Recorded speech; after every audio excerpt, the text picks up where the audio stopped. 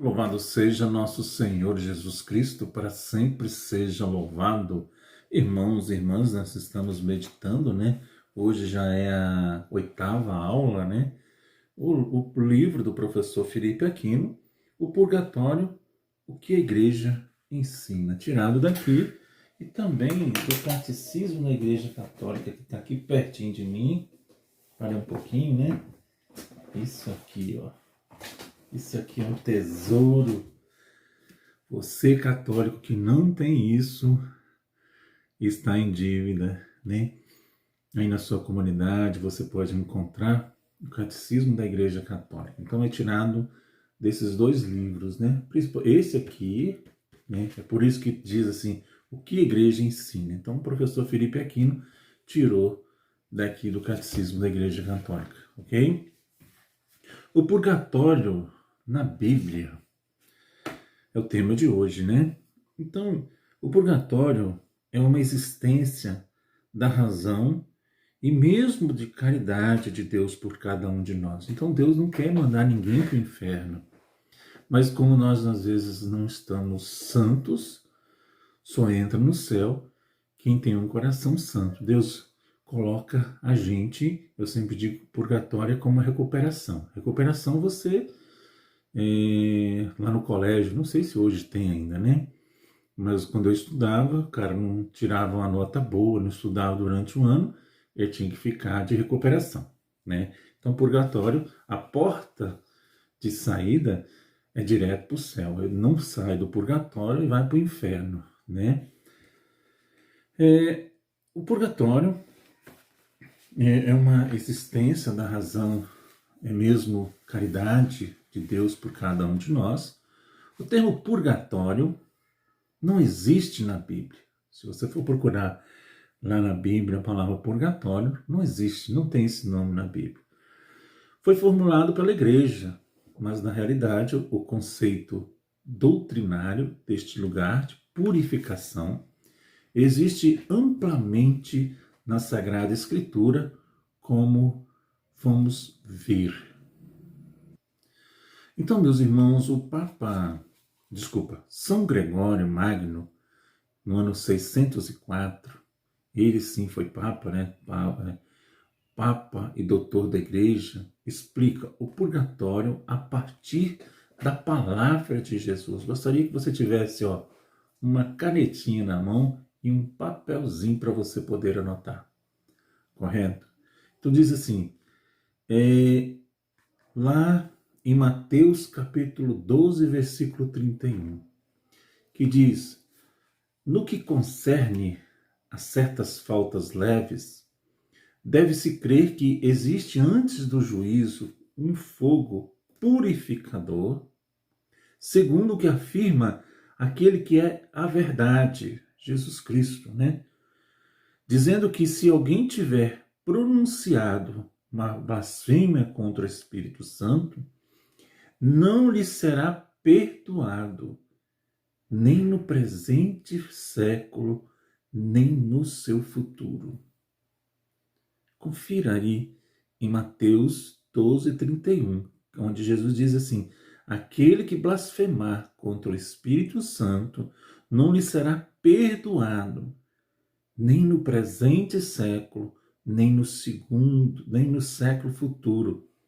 Então, desta afirmação, podemos deduzir que certas faltas podem ser perdoadas no século presente, ao passo que outras no século futuro, né? O pecado contra o Espírito Santo significa a recusa da pessoa de todas as maneiras no caminho da salvação.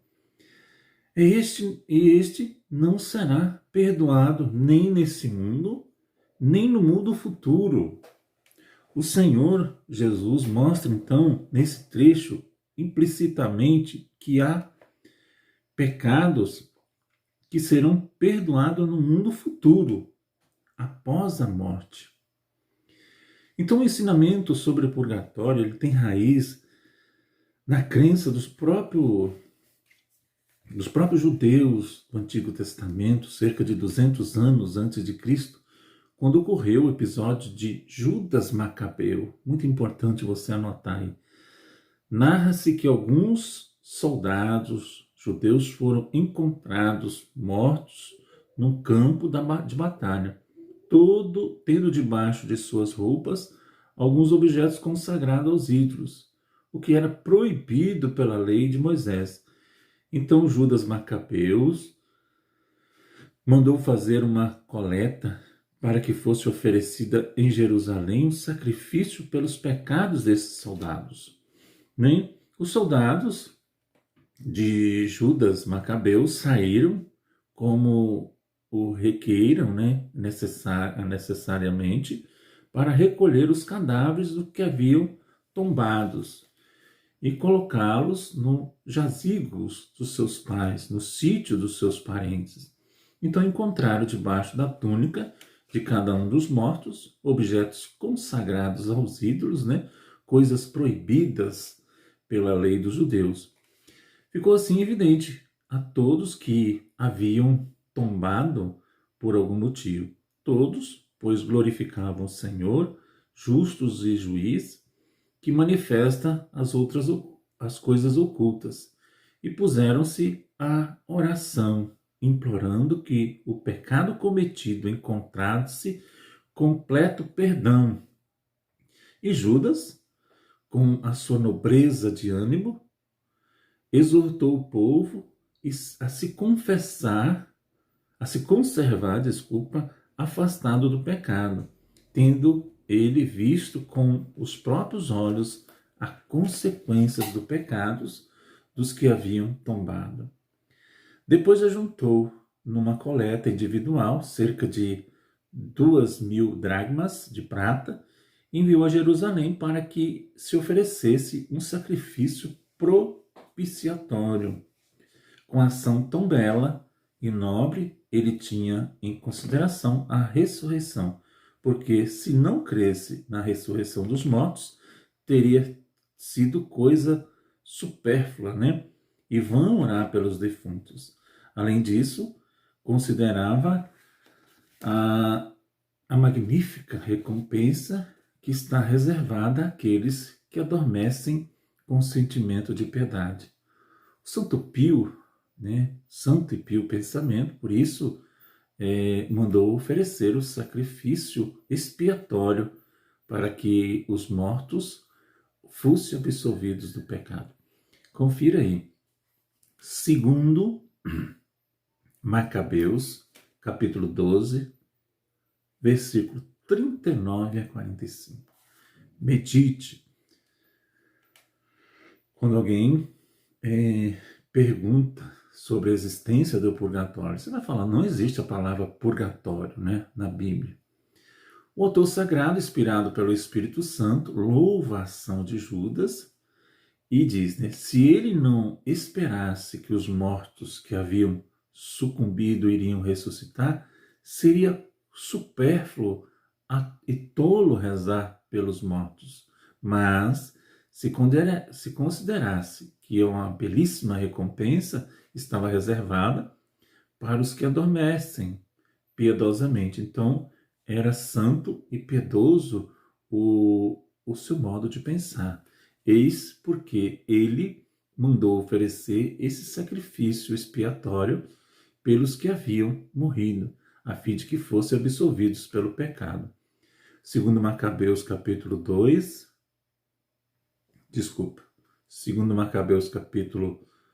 12, 44. Então, nesse caso, vemos, irmãos e irmãs, que pessoas que morreram na amizade de Deus, mas com uma incoerência que não foi a negação da fé, já que estavam combatendo no exército o povo de Deus contra o inimigo da fé, cometeram uma falta que não foi mortal.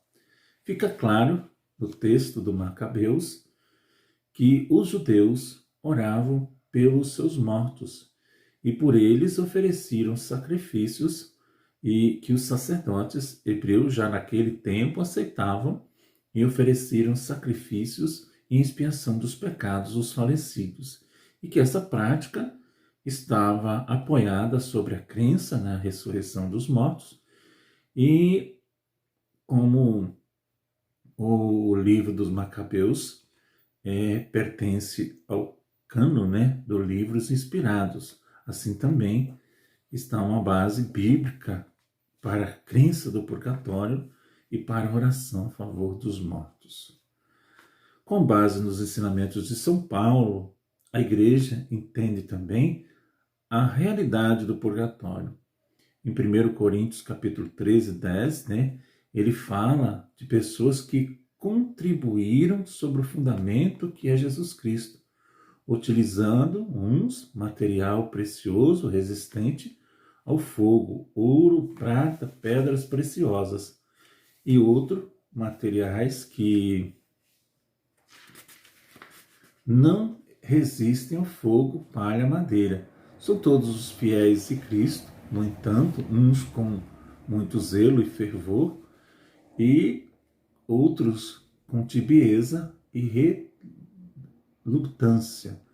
E Paulo apresenta o juízo de Deus sobre a imagem do fogo a provar as obras de cada um.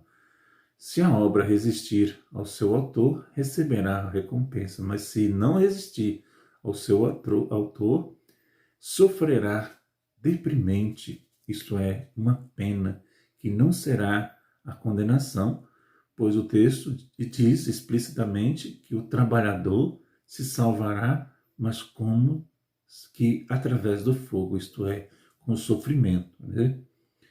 O fogo, nesse texto, tem sentido metafórico e representa o juízo de Deus. O purgatório, irmãos e irmãs, não é de fogo, já que a alma, sendo espiritual, não pode ser atingida pelo fogo eterno. No purgatório, a alma vê com toda clareza a sua vida tíbia na terra e o seu amor insuficiente a Deus, e rejeita agora toda incoerência a esse amor, vencendo assim as paixões que este mundo se opuseram à vontade santa de Deus. Nesses estados, né, a alma se arrepende até o extremo da sua negligência durante esta vida. E o amor de Deus extingue nela os afetos desregrados, de modo que ela se purifica. Desta forma, a alma sofre por ter sido negligente e por atrasar assim, por culpa própria, o seu encontro definitivo com Deus. É um sofrimento nobre e espontâneo, inspirado pelo amor de Deus ao horror, ao pecado. Eu acho que nós vamos ficar por aqui. Vamos só falar mais um pouquinho aqui, um versículo bíblico também. Na passagem de Marcos 3, 29, também há uma imagem nítida do purgatório. Mas se o tal administrador, lembra dessa palavra? Marcos 3, 29. Mas se o tal administrador imaginar consigo, meu Senhor tardará a vir, e começar a espancar os servos e as servas, a comer e bater e a embriagar-se, o Senhor daquele servo virá no dia em que não espera e o mandará ao destino dos infiéis. O servo que, apesar de conhecer a vontade do seu Senhor, nada preparou-lhe e lhe desobedeceu, será açoitado com inúmeros golpes. Mas aquele que, ignorando, né, a vontade do seu Senhor, fizer coisas repreensíveis, será açoitado em poucos golpes, porque a quem muito se deu, muito se exigirá. Quanto mais se confiar alguém, mais se há de exigir. Lucas capítulo 12, versículo 45 a 48. Amanhã, na outra segunda-feira, a gente continua, né? Esses temas nós estamos colocando na segunda-feira, a cada segunda-feira nós temos um tema, né? Então nós venhamos gravando aqui. Depois a gente continua, se Deus quiser. Louvado seja o nosso Senhor Jesus Cristo, para sempre seja louvado. Rezemos uma Ave Maria pelas almas do purgatório. Ave Maria, cheia de graça, o Senhor é convosco. Bendita sois vós entre as mulheres, bendito é o fruto do vosso ventre, Jesus. Santa Maria, Mãe de Deus, rogai por nós, pecadores, agora e na hora de nossa morte. Amém. Louvado seja nosso Senhor Jesus Cristo, para sempre seja louvado.